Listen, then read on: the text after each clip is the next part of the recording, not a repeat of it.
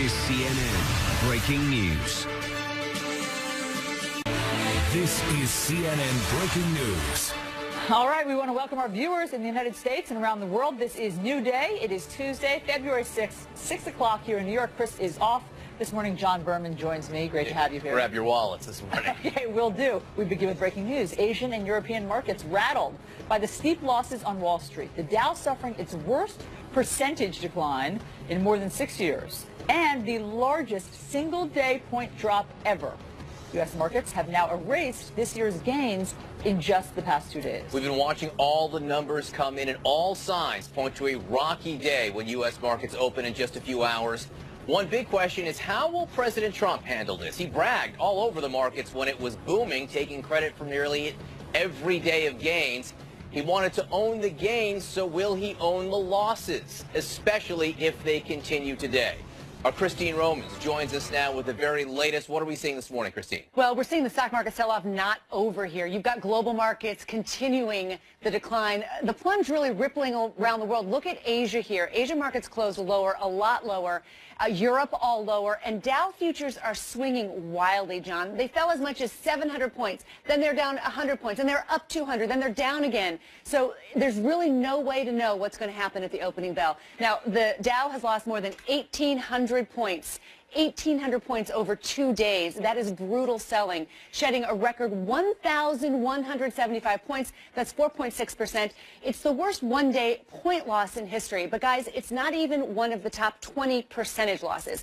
5% is a big percentage loss, but it's not even in the record books here. Now, the Dow is down about 8.5% from its most recent high. That's important. That's just within reach of what we call a market correction, a 10% drop. So what's going on here? A couple of things here. The trigger was actually the jobs report on Friday, particularly this, wage growth, 2.9%. Inflation is great for workers, but it's bad for corporate profits. And if inflation picks up too fast, the Federal Reserve may need to raise interest rates faster than planned.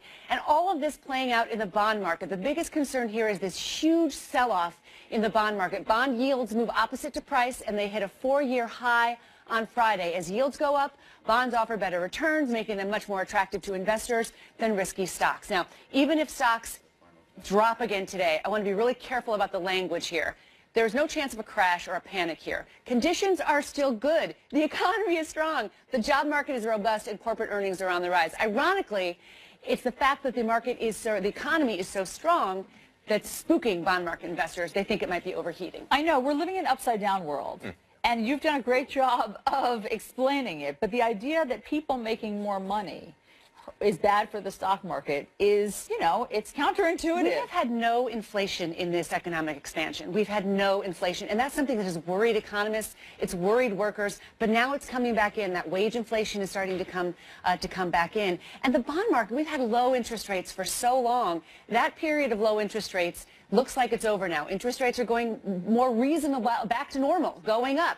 And that's why you're seeing just all of this uncertainty happening in the stock market. We haven't had to deal with inflation for a long, long time, but inflation can be a problem. You know, some inflation is okay. A lot of inflation, it hurts corporate profits, you know, and it hurts consumers as well, and that's what you're seeing a little bit of the fear seep in here. But just fear. I mean, this is just the very hint of new inflation. You know, inflation has bedeviled presidents, particularly in the mid-1970s. It destroys political careers. We haven't seen anything like it in a long time. The fact we're getting a glimmer of it, and we had that kind of reaction yesterday, I think is really destabilizing for markets, and particularly for Donald Trump. You live by the markets, you die by the markets. We can we actually have some sound of him living by the markets right now. Again, it's unusual for a president to take so much credit in stock market gain, but this is President Trump. Let's listen.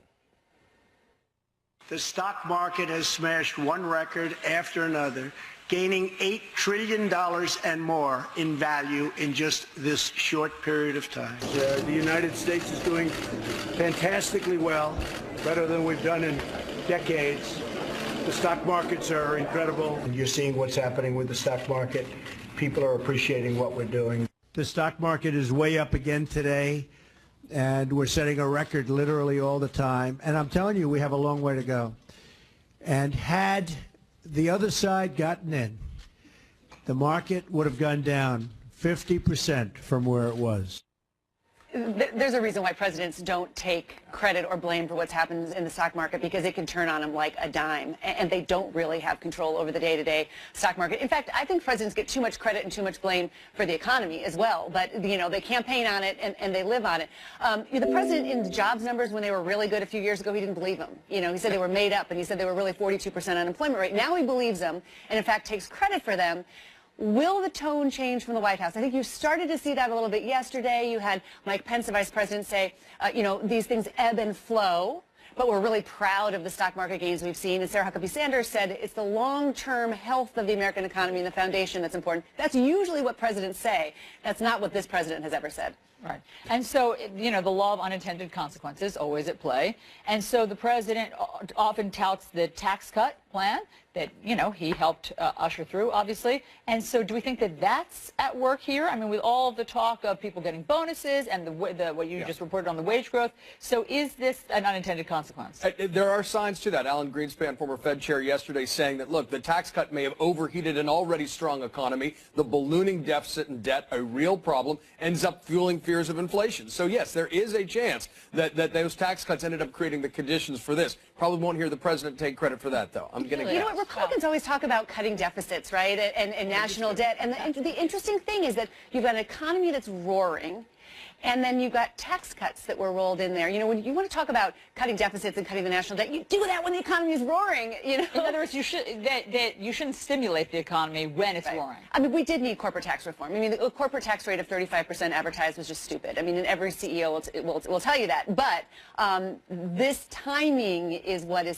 something that is pretty interesting. It's doubly ironic, too, because the president campaigned on taking care of Main Street more than Wall Street. But the Wall Street on record since his election has been extraordinary. So he's hung his hat on that. And at the same time, Republicans fell into line and abandoned concern about deficits and debts. That's a really toxic combination, folks. Look, the deficit projection for the year is double for what it was last year. It's now $1 trillion for this year, $513 billion last year. Again, you don't usually stimulate an already hot economy. People think counterintuitively, well, how can an economy be too good? How?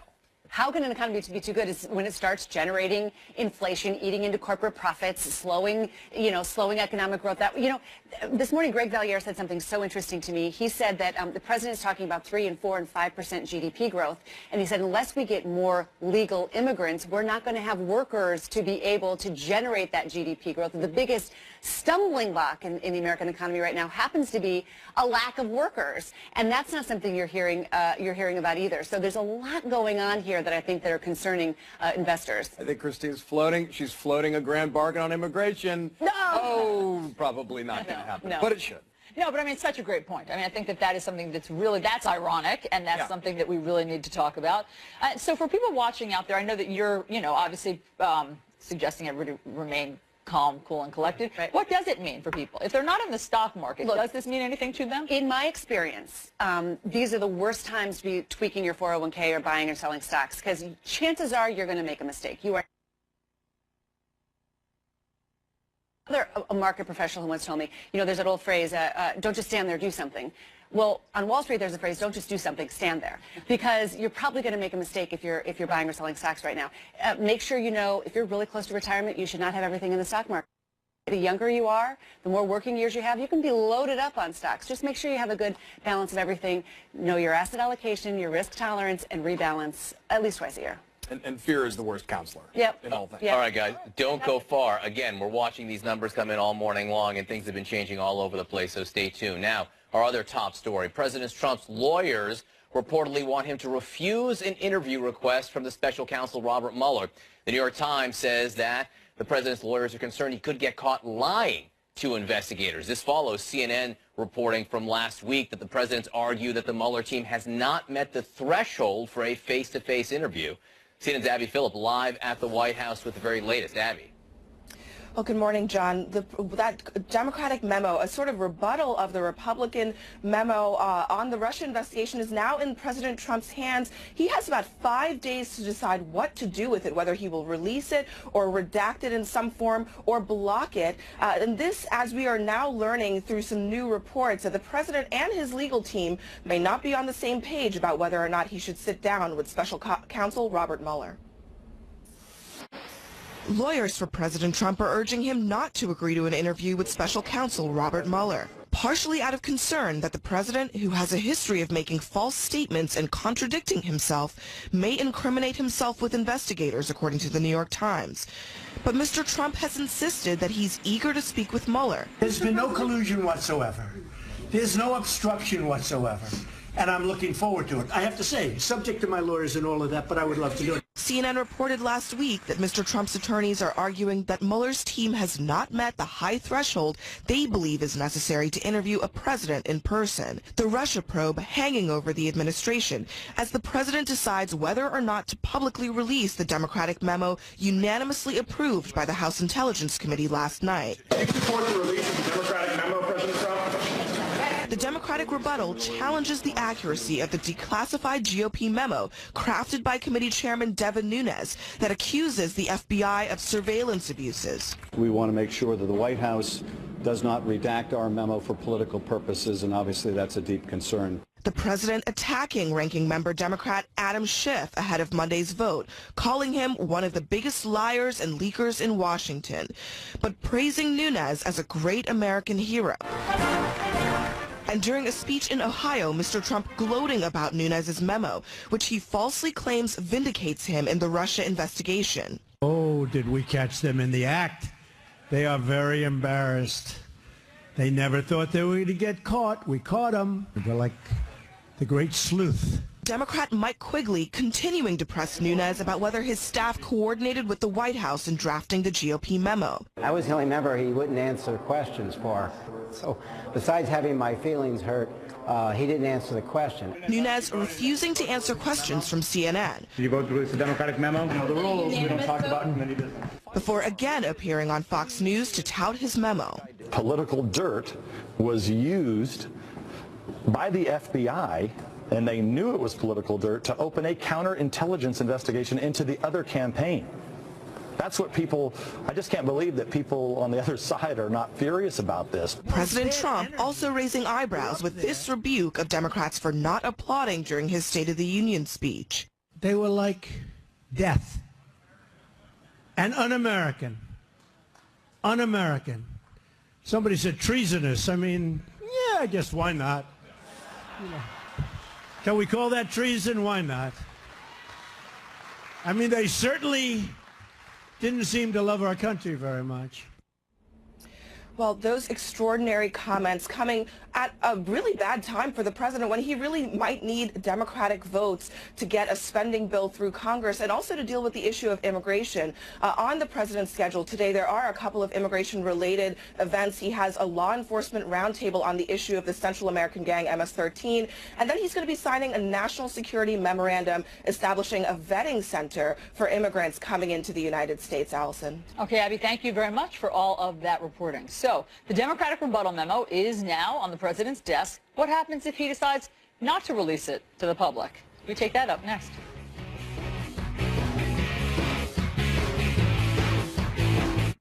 New Day, brought to you by Fast Signs. More than fast, more than... President Trump's lawyers are urging him to refuse to do an interview with special counsel Robert Mueller's team over concerns, they say, that he will incriminate himself through false statements. That is according to the New York Times. This, of course, follows CNN reporting from last week that the president's attorneys argue that the special counsel has not met the threshold for a face-to-face interview. Joining us now, CNN political analyst David Gregory and John Avlon. David, first to you, one could look at the last few weeks all, again, as a pretext not to do an interview with the special counsel. The White House obviously making a legal decision here and a political decision, that they don't lose politically by fighting this fight. Explain. Well, I think the president has at all turns resisted this investigation, tried to delegitimize the investigation. He has said he wants to talk to the special prosecutor, but I think he's in a position now where he thinks he's muddied the investigation up enough to at least keep his core supporters in his corner on all of this. I don't think that helps him as Mueller bears down and finds whatever he's going to find. But, the president, for all of his bluster, and there's so much of that, and how he says he wants to sit down with Mueller's team, I think recognizes, as his lawyers do, that he would not fare well in that kind of setting, facing direct questions about his involvement in trying to resist and obstruct this investigation, potentially legally. So I think at this point it's probably the best take for him to not sit down unless he feels he's absolutely got to. Yeah, but let's just reality check on two things. This is a president who, when asked earlier, said 100% he wanted to do it, utterly confident. We're now acknowledging, the president's lawyers are acknowledging, that that was pure bluster designed to create a sense of confidence where there was none. Second, the president's lawyers are saying he should not testify. Not because this is all blown out of proportion, but because they're afraid he will lie under oath. They don't trust him to be interviewed with lawyers without creating more problems for himself. That itself is both pathetic and unpresidential. And so, listen, CNN had this reporting that they also are arguing that it doesn't meet the threshold. I'll just read what CNN's reporting was from January 31st. Trump's attorneys are arguing that the special counsel, Robert Mueller's team, has not met the high threshold they believe is needed to interview a president in person, according to sources familiar with the ongoing deliberations. So, David, as we all remember, Bill Clinton didn't at first agree to an interview with the special counsel, and then he was subpoenaed. And so that could play out here, but then that opens a whole nother can of worms. Sure. And then it could be the Supreme Court deciding things. But, you know, listen, I mean, you'd think normally, okay, when the normal laws of gravity apply, politically that would be unwise. What is the president hiding? But, you know, as you know, President Trump has been sort of Teflon to his base that he'll spin it in a way that it doesn't mean that he's hiding something. It's unfair. Right, and I think, you know, that the legal part will play itself out. This president is using the Clinton playbook in terms of going after the special prosecutor and whether this has gone too far afield as an investigation. But let's just remember, whatever the president has tried to do on this Nunes memo, to argue that this was kind of an investigation where there was garbage in and you got garbage out. There are Republicans, even those who were involved in drafting this partisan memo, that indicate this is not really a statement about the Mueller investigation. This is about this particular process before the FISA court with regard to Carter Page. It's much larger than that. Yeah. And the second point is, let's also remember, and this is probably what his lawyers are worried about, and boy, they should be. Just look at President Trump as a private citizen and his record in being deposed. I mean, I just can't imagine any lawyer would want him to sit and answer questions under oath or in any way that could be a perjury trial. Hang on one second, Jeff, because David brought up the memo here, and I want to move on to that subject because we're in an interesting place right now, which is that the House Intelligence Committee voted unanimously to open up this memo, send it to the president for him to declassify. It's now on the president's desk, John. He's got to decide whether or not he is going to release this Democratic memo, which provides a very different argument than he wants the people to see. You know, but let's take everyone at their word about wanting more transparency. Look, there's no reason to believe the president's going to go out of his way to sign this. He doesn't want transparency. He wants that other narrative out there. But there's sort of there's a catch here where he can't just indefinitely refuse it. The House Intelligence Committee voted unanimously to release it. It would be better for the country to release it. There's no reason to believe the president will do that. He doesn't seem inclined to do what Adam Schiff is requesting at the moment, David. He's picked this fight with Adam Schiff. Adam Schiff has returned fire. So if the president does not release it, then it goes to the full House, and then it could be released if they choose to do it. Well, and again, I don't have confidence in anybody doing that. I mean, that what they've done and what the House Speaker has done is open the door to such partisanship on this investigation, which has been there all along, which is why there's value in a special prosecutor as opposed to a political process in this investigation. But the whole thing is absurd, and the president talking about Democrats being treasonous because they didn't applaud for him during his State of the Union. You know, at some point, even the president's core supporters have got to make an assessment about a president of the United States who is so whiny and so weak. Instead of, I thought he was strong. I thought he attacked other people who had low energy. What is the insecurity all about? It's one thing to be on the offense, and that is his right, and he's certainly done that. But this incredible insecurity, I just don't think is good for the office. Whiny and weak from David Gregory. Watch your Twitter feed for the next few hours. David, hang on one second. I stopped doing that. Because you brought up something the president said yesterday right now, which is the type of thing I don't think we can grade on the curve. Let's listen to what the president said yesterday when he was in Ohio. You're up there. You've got half the room going totally crazy, wild, They loved everything. They want to do something great for our country.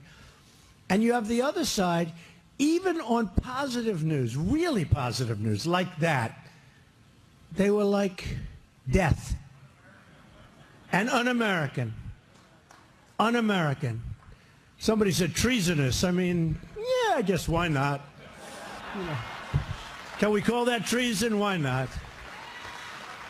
I mean, they certainly didn't seem to love our country very much. You know, John Avalon, as I said, there are going to be people who say, oh, it's just the president and he's joking. You know, you can't be graded on a curve here. When a president calls something treason, it's outrageous. It is outrageous, and we shouldn't get numb to it by saying that's just Trump being Trump. Words have meanings. Treason is the most serious civic sin there is. It is a crime.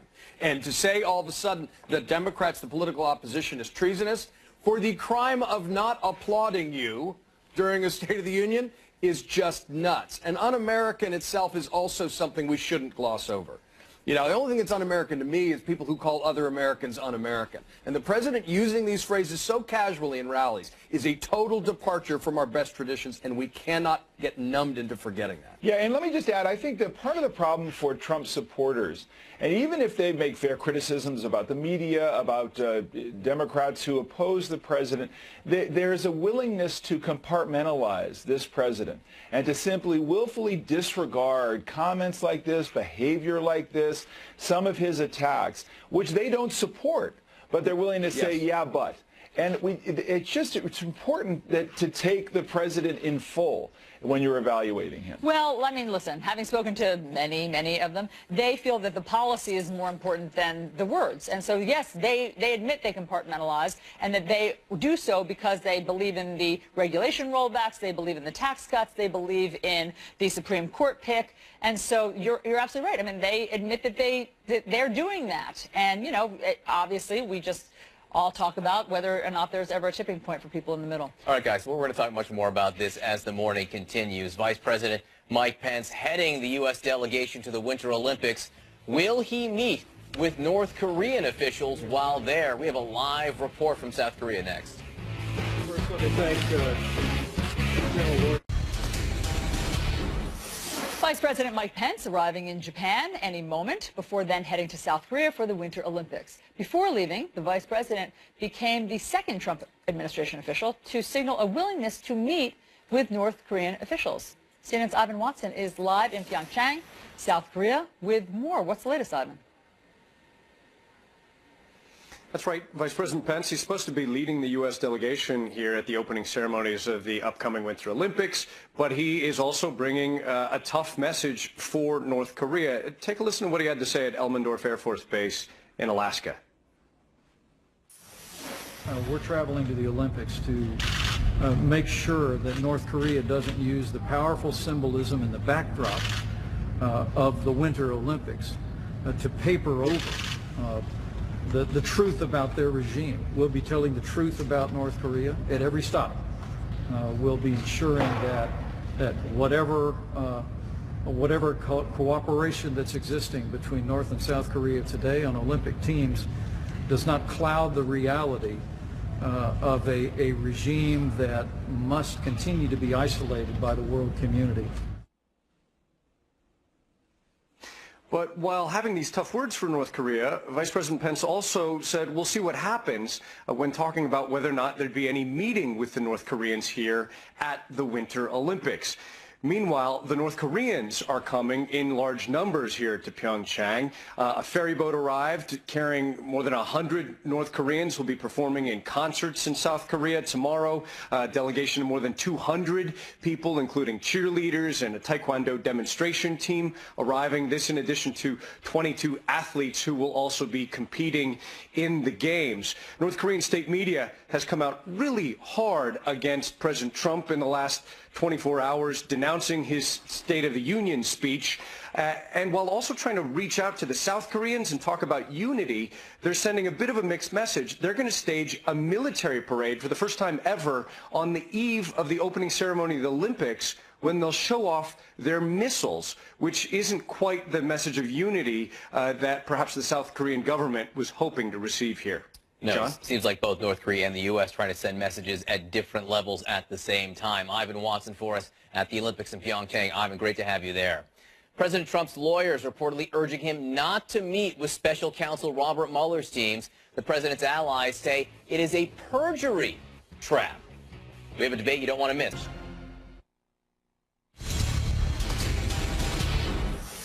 So the New York Times reporting this morning that the president's lawyers are concerned he could incriminate himself or be charged with lying to investigators if he meets with special counsel Robert Mueller.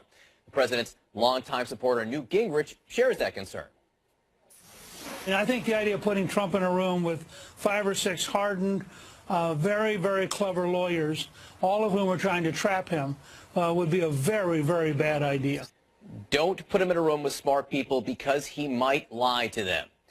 Could an interview with the special counsel be a perjury trap for the president? Let's discuss with CNN legal analyst Michael Zeldin, who worked with Robert Mueller, and CNN legal commentator Ken Cuccinelli. Michael Zeldin, to you. There are 3 questions here, right? Let's try to address them one at a time here. Why won't the president testify or talk to Robert Mueller's team? Can't he be forced to? And what does this fight look like? First, to the why he won't testify, Michael Zeldin. Newt Gingrich and the president's allies call it a perjury trap. That's a loaded phrase, Michael. Well, a perjury trap actually is a term that has a definition. It is a form of entrapment. It is impermissible, and it implies that the prosecutor is bringing the witness into the grand jury for the sole purpose of getting him to lie so he can charge him with that lie. That is not what is going on here, and Newt Gingrich is just flat out incorrect about that. What is going on here is a duly constituted special counsel is investigating a matter, and he wants testimony with respect to that matter. That witness is subpoenaed or called under a voluntary process, and the witness is asked to answer questions. If the witness is truthful in his answers, then there's no perjury. If he lies in his answers, then there's perjury. But it is not a trap. You know, Ken Cuccinelli, I do not have the legal expertise you have, but in my 45 years of research, I've always found the best way not to get caught lying is to not lie. Well, first of all, certainly Michael's correct about the technical use of the term perjury trap, but Newt Gingrich is a history professor, not a lawyer. I think he was using it descriptively in the context of President Trump and his personality type. And look, he is the king of hyperbole. Mm-hmm. And that personality type and his stubbornness about it are really not well suited to sitting down and giving particularized, specific answers. I mean, that's what Newt Gingrich is talking about, which doesn't suggest that anything that Michael said about the term is wrong from a legal perspective. I agree with him. But I think that Newt Gingrich is being descriptive. And when you look at somebody like Donald Trump, if you're a lawyer, if I were his lawyer, I'd be very, very concerned about whether or not even walking through a hypothetical interrogation, if you will, repeatedly with his personality type is going to be adequate to get him disciplined enough to stay away from the hyperbole that can get him in real trouble. Another way to think about it is, do you get the State of the Union Donald Trump who stays on message and so forth, and of course that was a written speech, or do you get the more common Donald Trump who really says whatever comes into his head without even double-checking himself in public remarks frequently and so forth? That's a real danger for the president. But the bottom line is that given the process that the special counsel is in, they can compel him to talk to them. I do think that President Trump's lawyers would be wise, and I'm sure will succeed in, getting limits put around, as Bill Clinton's lawyers did, the manner and place and duration of that kind of questioning. So Michael Zeldin, Ken brought up the key point here. Can the special counsel Robert Mueller force the president to answer questions? How does that work?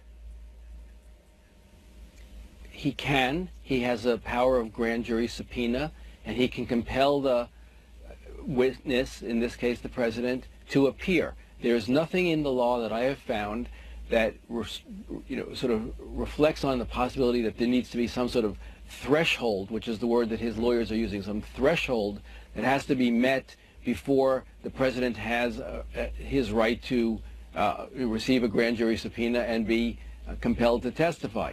And so this notion that somehow Newt Gingrich, the historian, is going to tell Robert Mueller, the prosecutor, that he doesn't want his friend President Trump to testify is really besides the point. And the truth of the matter is they would be much better off, notwithstanding Ken's counsel to the president, which is correct. The president had to learn how to stay on message, which in this case is on the truth. But they would be much better off to take a lesson from Ronald Reagan, who, in the Iran-Contra testimony, did not exert executive privilege, did testify, did cooperate, gave his personal diaries over, and suffered the consequences of being interviewed. There were written answers in that case, though, and I think the President Trump, that is going to be forced to sit down. Ken Cuccinelli, to this point, legally speaking, the president will likely lose here. He will lose. Ultimately, he will have to answer questions in some form to the special counsel. So to me, the interesting thing here is, why then is he willing to have this fight? He's going to lose it. What determination have his lawyers and political advisors made that this fight then is worth having? Well, first of all, I think you've defined losing as him having to give answers, and well, they've defined it. They've defined losing as him having to give answers because they're nervous he's going to lie. No. I just don't agree with your characterization. I think that what you see going on is a negotiation.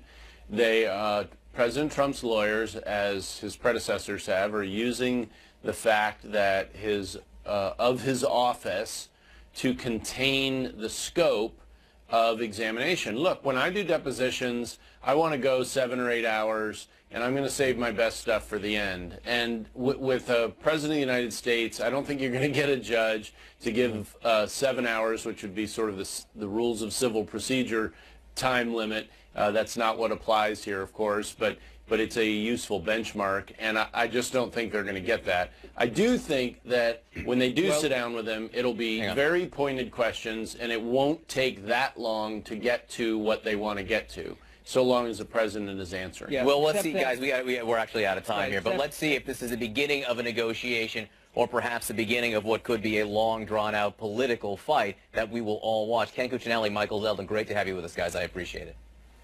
Allison? Thank you. Okay, Super Bowl update. Earmuffs, John. The city of Philadelphia preparing for an epic Super Bowl parade. There will even be free beer. What could possibly go wrong? Details in the bleacher. Yes, free beer for people who shows up.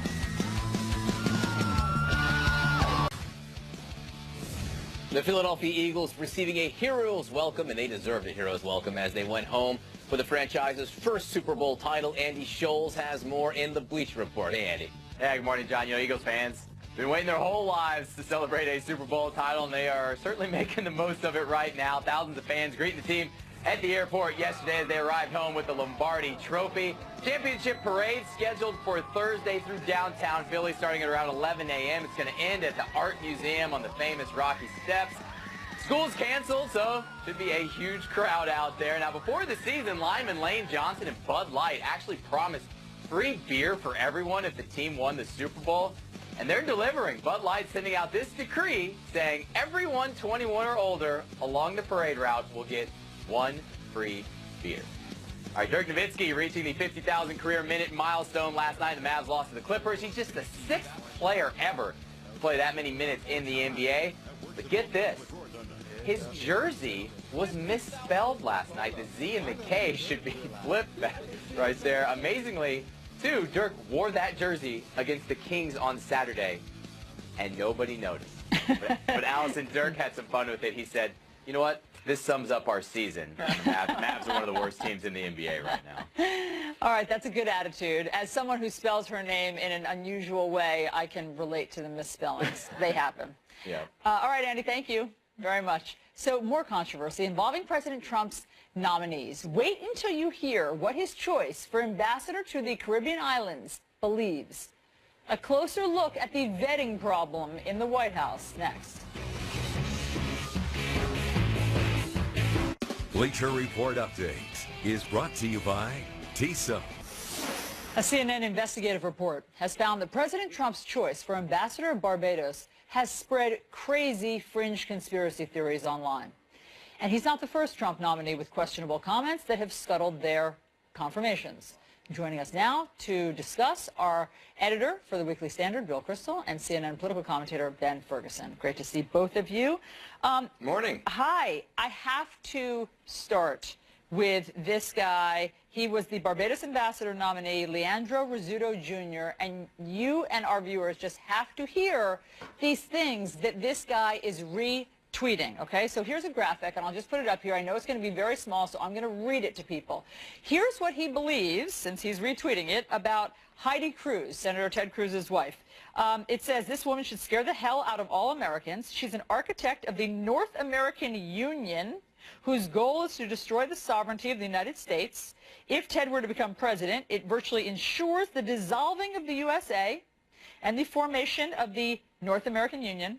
This would put Heidi Cruz in line to become the first lady, not of the U.S., but of this other North American Union. Mitt Romney, he says, he retweets somebody who says, Satan has a hold of you. You will go to hell. For George Soros, he retweets that he is the leader of a movement who worked for Hitler, and he helped kill his own people, the Jews. Ben, let me start with you. How could this possibly be the president's choice for Barbados ambassador?